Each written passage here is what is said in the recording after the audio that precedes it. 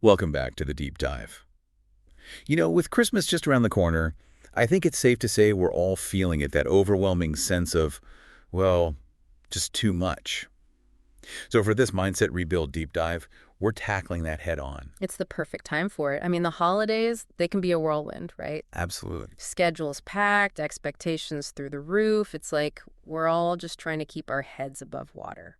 That's a great way to put it.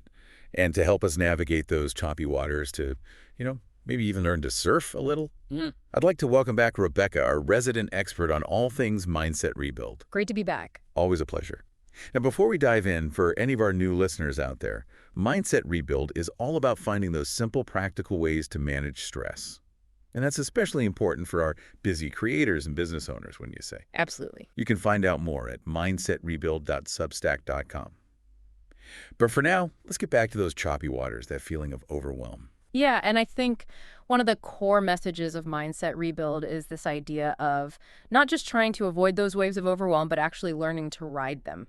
Yeah. Like building up that resilience, finding that sense of calm, even when things feel chaotic. Exactly. I love that analogy. So let's dive into some specific strategies, shall we? Coach Warren outlined 6 steps in his latest post for managing overwhelm, and I think they provide a great framework for our conversation today. You really do. His first step is spot your triggers. So let's start there. Okay, so recognizing those specific things that tend to set off that overwhelming feeling, that's huge. Yeah. Because once you know what your triggers are, what those things are, you can actually start to, manage them better. Makes sense. Now, thinking about the holidays, specifically, all the extra stuff piled on top of our usual lives, what are some common triggers people might bump into? Well, the obvious stuff, right? You've got the gift giving, the family gatherings, maybe even travel. And all of that is on top of our work and just life. So, those external things can definitely trigger overwhelm, but I think it's equally important to pay attention to those internal triggers too. What do you mean by that? Like what kind of internal triggers? It's like the thoughts, the beliefs that contribute to our stress. Okay. So, for example, a big one during the holidays is this pressure we put on ourselves to create the perfect experience.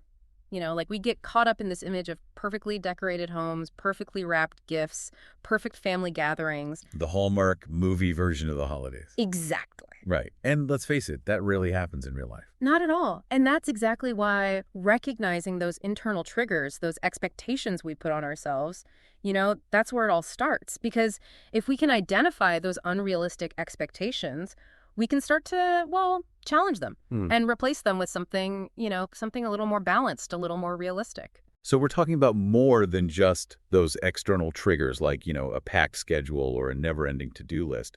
It's also about those internal pressures we create for ourselves that need to do it all and do it perfectly. Exactly. And that's something Mindset Rebuild talks about a lot, the power of our thoughts and beliefs, because it's not always what's actually happening around us that causes the stress. A lot of the time, it's how we're interpreting it.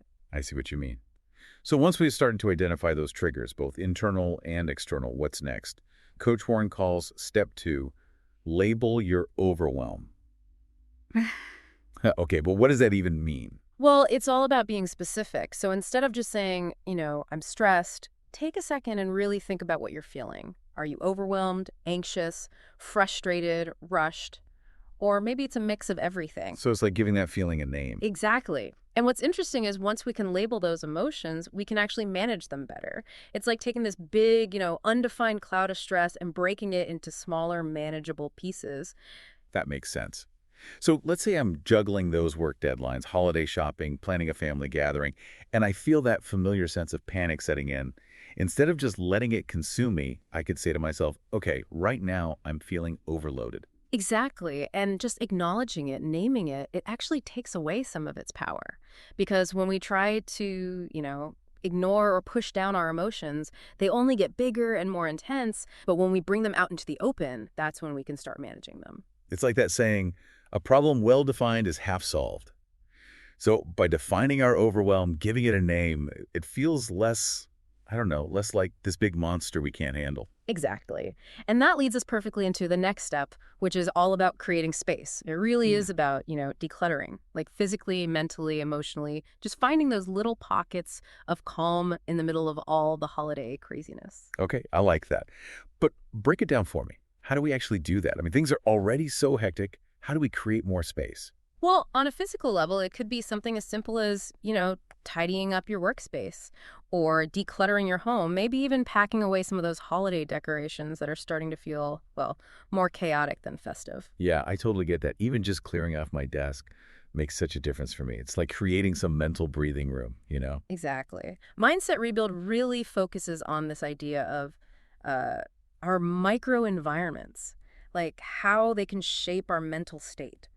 So even those small changes in our physical surroundings can have a huge impact. So it's not just about, being organized for the sake of being organized. It's Mhm. recognizing that our physical space can actually impact how we feel mentally and emotionally. Exactly. Okay, so that's the physical space. What about mental space? Mental space, that's about finding ways to quiet that constant chatter in our minds. Things like meditation, journaling, even just disconnecting from technology for a bit and just being present. Right. I know a lot of people find it helpful to just do a brain dump, Oh, just get all those thoughts and to-dos out of their head and onto paper. It can be so freeing. totally. And that's something Coach Warren often talks about, the importance of externalizing our thoughts. Because when we're trying to keep everything up here, it's no wonder we feel overwhelmed. But when we get it out, write it down, type it into a note, it's like, mental space freed up. It's like decluttering our minds the same way we declutter our homes. Exactly. Okay, so physical space, mental space. What about emotional space? How do we create that? So, emotional space, that's where those boundaries come in. And prioritizing self care, it's about recognizing that it's okay to say no to things that, drain your energy or just don't feel right. Yeah, and that's so hard, especially during the holidays. There's this pressure to say yes to everything, every invitation, every cookie exchange. I know, right? But honestly, that's exactly when those boundaries become even more important. Because if we're always saying yes to everyone else, we end up with no time or energy left for ourselves. And that's a recipe for burnout, for sure. It really is. So how do we actually set those boundaries, I've been especially with people who might not be used to us saying no? It all starts with, understanding that you have the right to set those boundaries. You have the right to protect your time, your energy, your emotional well being. And then it's about communicating those boundaries clearly Huh? and assertively, but with kindness, You don't have to be harsh. Right. Just something like, I appreciate the invitation, but I'm actually going to have to pass this time. Hmm. I've already committed to some other things, and I need to make sure I have some time for myself. I think a lot of people are afraid to set boundaries because I don't know, they don't want to let others down or seem selfish. I get it. But taking care of yourself isn't selfish. It's essential. Because if you're not taking care of yourself, you can't really show up for anyone else, can you? Exactly. And setting boundaries isn't about being rigid, it's about making conscious choices that align with, well, with your values. And sometimes that means saying no, even if it's to something you might enjoy. It's about making sure you have enough space for those things that truly matter. That makes a lot of sense. Okay, so we've identified our triggers, labeled that feeling of overwhelm, created some space. What's next? So the next step, Coach Warren calls it break the cycle. And it's all about taking action. Because overwhelm, a lot of times it leads to inaction, which, just leads to more overwhelm. It's like this vicious cycle. We feel overwhelmed, so we avoid doing anything, and then we just end up feeling even more overwhelmed because, well, now we have even more on our plate. Exactly. So the key is to just take action, even if it's something small. It's about momentum, All right. right? Because overwhelm can be so paralyzing that we don't even know where to start. So even doing one small thing, crossing off one 5-minute task on our to-do list Mm. can break through that and get us moving forward. Exactly. And those small wins, they build on each other, right? They create this sense of accomplishment, which motivates us to do even more. Like that quote, the journey of 1,000 miles begins with a single step. So true. And that's so important, especially during the holidays when our to-do list can feel, well, 1,000 miles long. I know, right? It's about breaking down those big, overwhelming tasks into smaller, manageable steps. Exactly.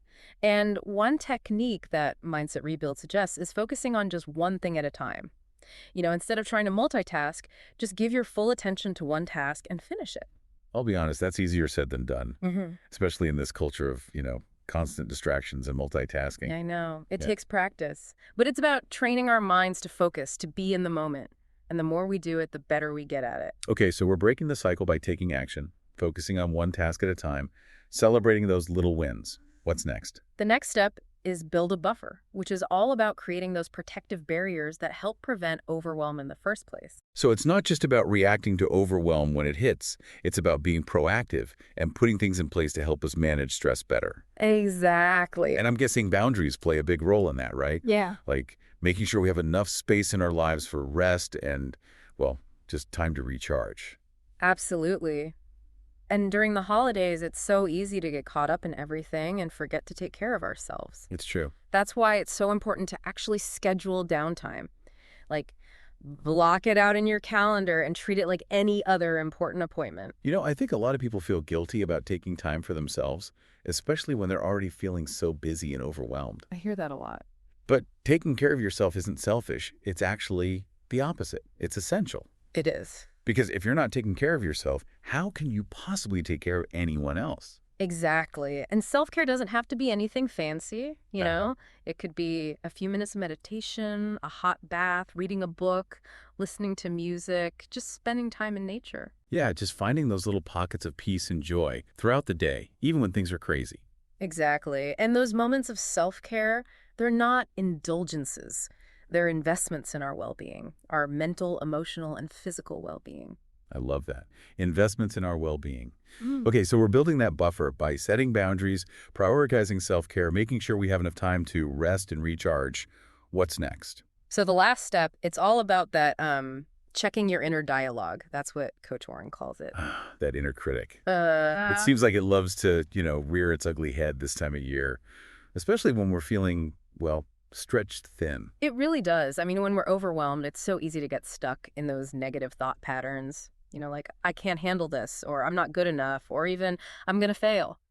And those thoughts just make us feel worse, right? Like they add fuel to the fire. They absolutely do. So it's really about becoming aware of that negative self-talk and then, well, consciously choosing a different perspective. Mindset Rebuild talks a lot about that, right? Like reframing our thoughts. Exactly. There are so many great techniques. Can you give us an example? Sure.